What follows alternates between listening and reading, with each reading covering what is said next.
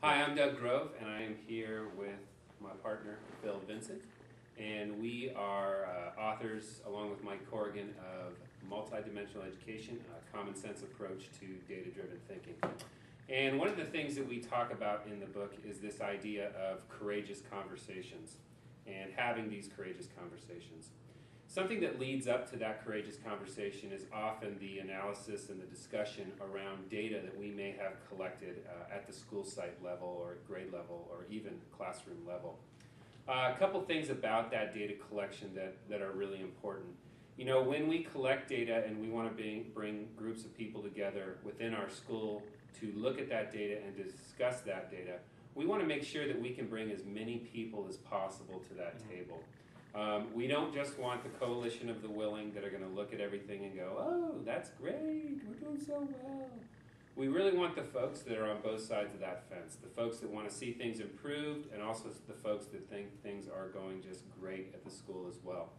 And a little bit about data. You know, data really provides us with a very objective opinion. We may have our intuition, we may have our perspective of what we think is happening and how we think things are going on there at the school site, but the data may oftentimes give us a very different reality. And part of looking at that data and realizing that there might be a different reality than what we see is where the courageous conversations come into play. So I wanted to ask Phil a little bit, just to talk to us a little bit about what those courageous conversations might look like and how do those kind of get facilitated. Well, I think first of all we have to take as much emotion out of the conversations we're going to have. And any of you who are married or in relationships know that if you bring too much emotion in the conversations, we don't really drill down to what we need to do in order to fix things. And believe me, you can ask my wife about that. I'm reminded of the need to tone it down sometimes. Let's talk about specifically what we need to do. So I think taking some of the emotion out. For us, it also needs to be data driven. I'll just give you an example. We had collected some data, very simple to collect this data by the way, of middle schools looking at some teams and office referrals. And one team in particular really stood out because one teacher had about 3 office referrals for the year, one had 4 or 5, I can't remember, another couple, and another one had 170. Well, we could look, if we did not understand what was going on, that, well, this teacher has all the most difficult kids you could possibly have in one classroom. But see, the kids in a middle school go from one teacher to the next. We knew at that point it could not be the children. Now, what we did in that is that the conversation was held with the teacher, but it was about, can we talk about this data? And we understood that she was not a bad teacher, she was not a bad person, but she had gotten in some bad habits.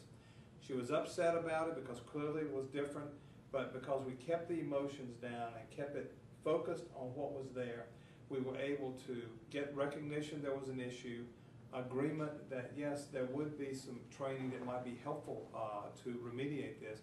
And I'm really happy to say that next year her numbers were down very close and her class wasn't in chaos or anything.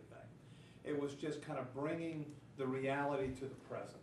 And I think courageous conversations are about doing that. And then let's see what we can do to solve the problem. And that it is a problem here, it is not about the person.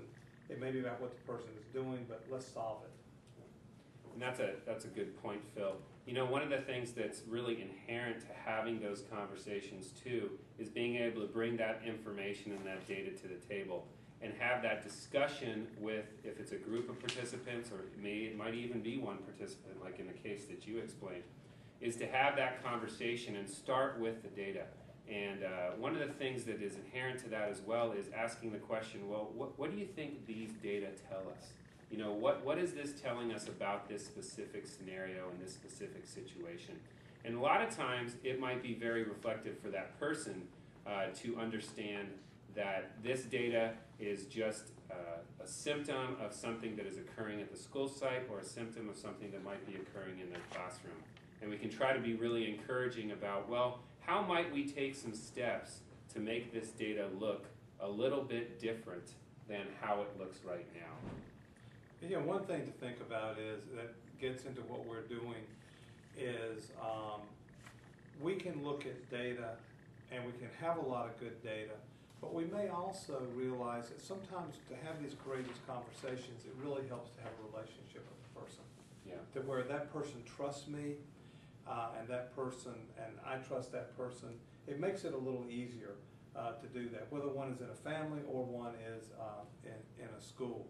And you know, Phil, I remember that story that you told me about going into that school, and you had data collected using our multi-dimensional assessment, Right. and that data was collected from the teachers, Right.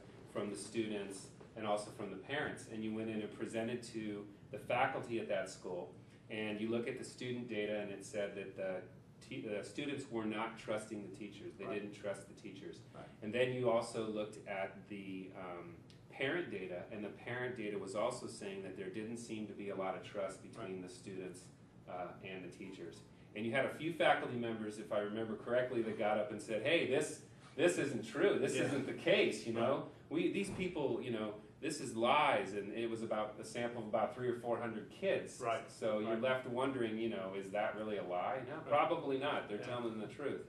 And then the last thing that happened is you put up the data that was reported out by the teachers, and you came to find out that the teachers didn't trust each other either. Right. That was really an eye-opening experience.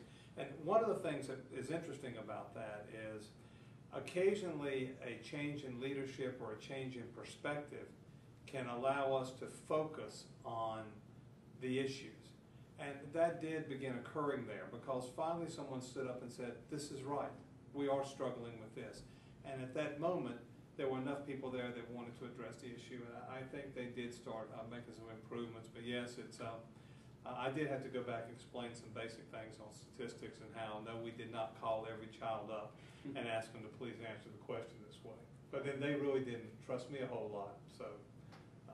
But that's a great example of making some positive improvement toward really understanding where you're at in your school system. And courageous conversations are not easy.